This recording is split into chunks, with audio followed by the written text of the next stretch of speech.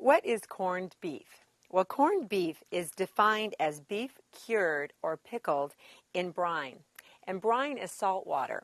Corned beef is traditionally served in Ireland on Easter Sunday, and it was also salted through the winter to preserve it over Lent. And as you know, it's also always served on St. Patrick's Day. Now, where does that word corned come from?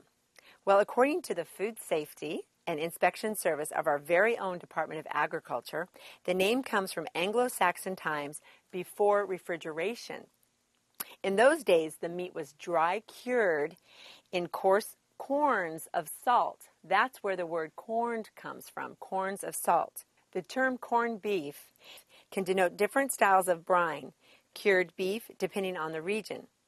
Traditional corned beef is highly seasoned and often considered delicatessen fare. I know I love it. I'm Jan from Kitchen Kitchen.